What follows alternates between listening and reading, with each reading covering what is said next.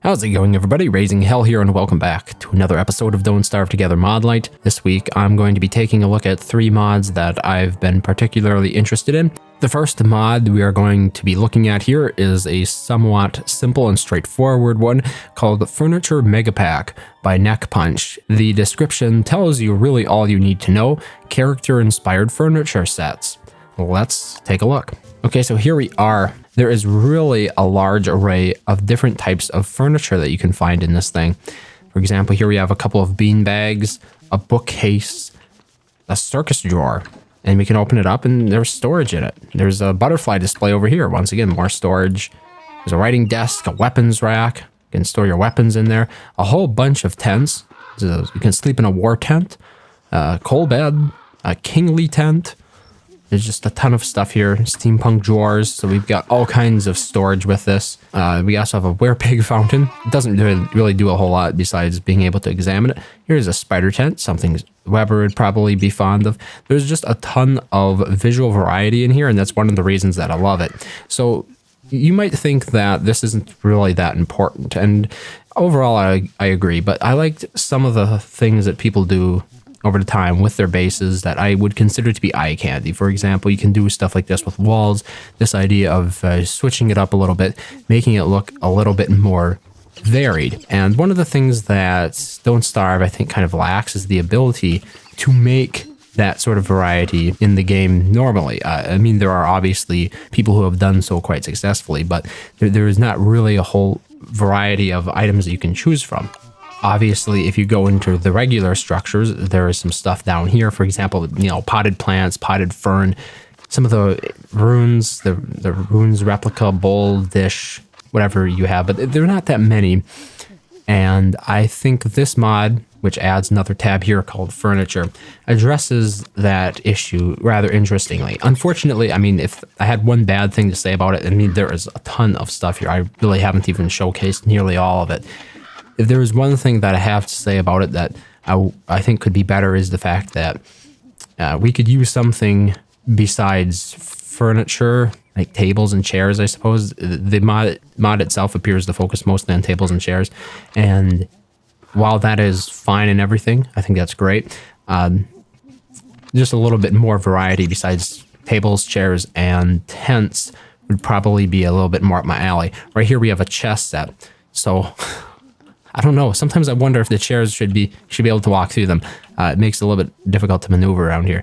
But we've got a chess set here, and we have like 2 very comfortable reclining chairs on either side of it. I tried to set up some little scenarios here, and I'm nowhere near as good as most people at doing this.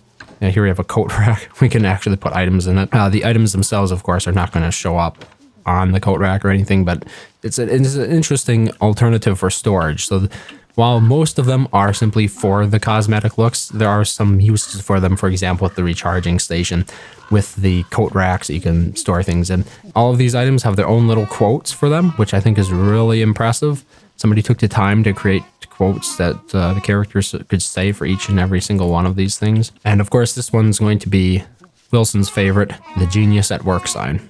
So I hope that gives you some idea of what's going on here. The werepig fountain, by the way, is even animated, which really impressed me. But that should give you some idea of what this mod is about, and the reason that I personally find it really compelling, despite my usual lack of interest in the more creative side of Don't Starve Together, I guess you could say. The next mod that I wanted to take a brief look at here is called Monkey World by Makoto. The description is a little bit brief and doesn't go into too much detail. It simply says, now you can build this, but basically what it does is it gives you the option to craft monkey pods and banana trees. So you might be wondering, why am I so interested in so simple a mod? I've set up a brief monkey pen right here.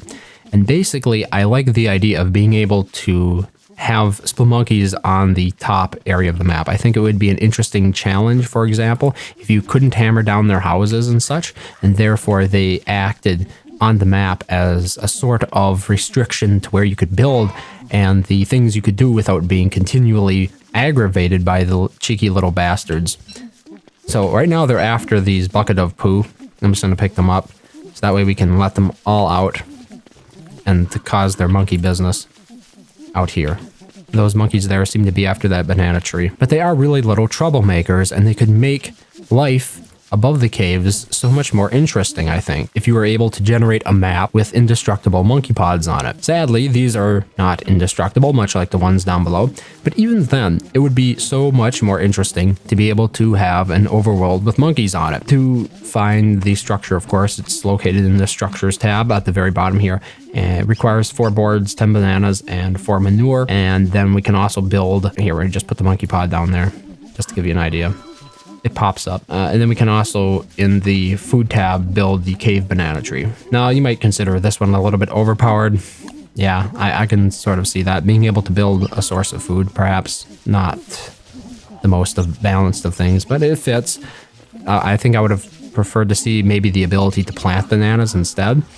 But, you know, to each their own. The execution here has a little bit to be desired, but overall, this idea of having to deal with monkeys on a daily basis, something that people really hate in the ruins. They'll steal your lantern if you make one, you know. I think it could add an interesting challenge to the game, basically.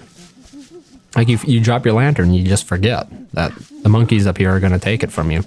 And if you attack them, they're not going to like that very much. They'll also steal from your chests or your ice boxes. They can really make life hell in the caves and above the ground, you know? I think it's an often overlooked challenge to the game because people don't spend much time in the ruins.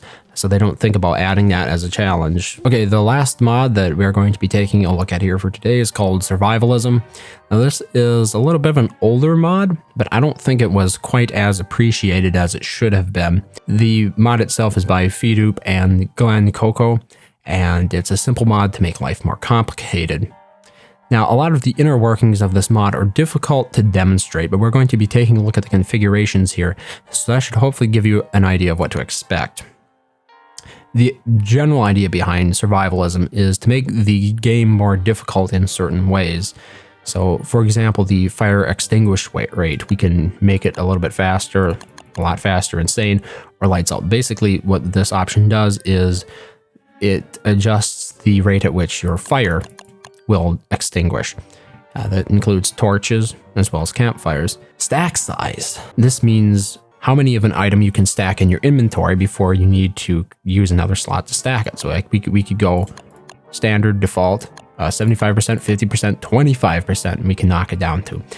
So I guess we're just going to go a little bit extreme here, make it a bit crazy and do 25%. So that way it's really easy to demonstrate and you can see the difference. We have an inventory size, we can knock that down to 10. It starts at default. We can knock that all the way down to 5. We can disable followers such as pigs, bunnymen. We have a fatigue option here. This one really is somewhat intriguing. When certain stats are below 20%, your speed will become sluggish. That's the description for it. So we're going to take a look at that. Fatigue condition here is where you control which hunger stat that is. So you could be like, when you drop below 20% on hunger, your character will be slower, or 20% insanity, health and hunger, health and sanity. You have a lot of options there. We're going to stick with hunger. There's the option for dizziness. This will make your handheld equipment slip out of your grip when sanity is below 20%. I think that in general, there really aren't enough penalties for sanity besides it just being really annoying. It's like this gives players a real incentive to avoid insanity because they're going to be a lot less effective with their weapons when insane and trying to fight the nightmare creatures, right? We also have the option for a slip chance. I personally find this one a little bit annoying. I could understand if it was 100% of the time, maybe your weapon slips out of your hand. So we're going to set it to that. And then nasty wet rolls. That one's a little bit so-so. It basically, according to the description here, straw and fur rolls can't be used when waterlogged or wet. And to be honest, I've never really used straw rolls or fur rolls, so maybe this is just a thing that you'll encounter with survivalism because it makes things so much harder, but I just don't see myself using that a lot. Okay, so here you can see my drastically reduced size of my inventory.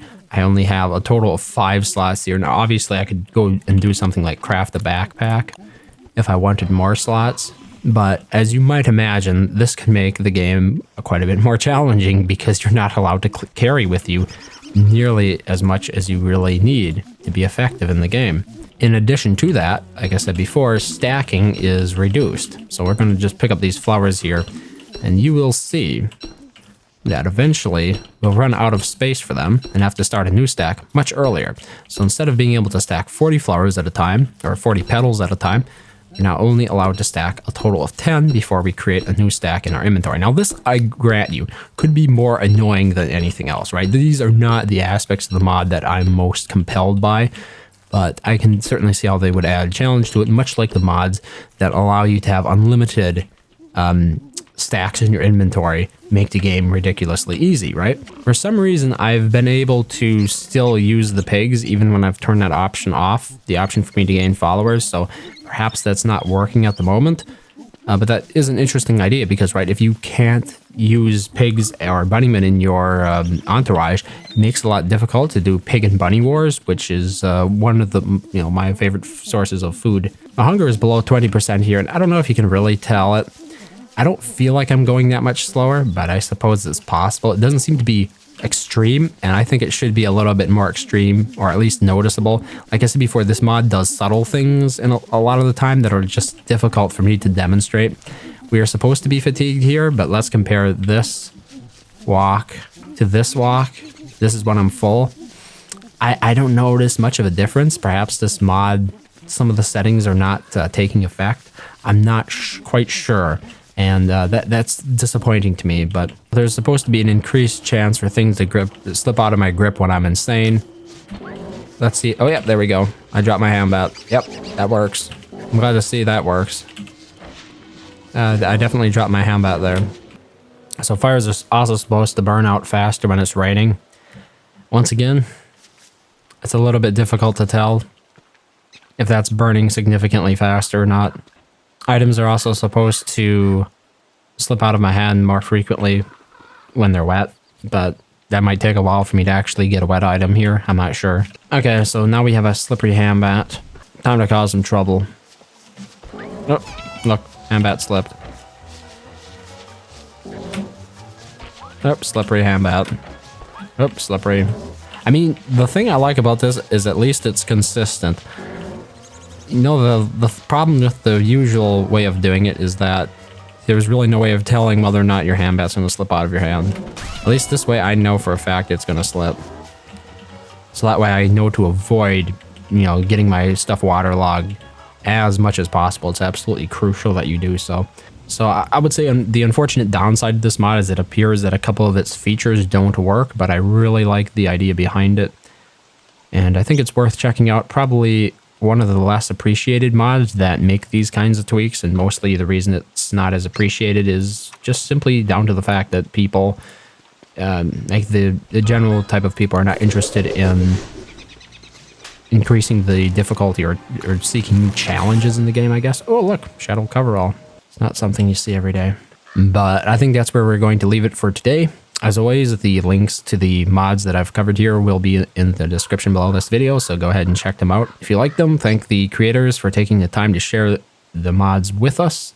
Otherwise, thank you very much for watching as always, and I hope to see you next time.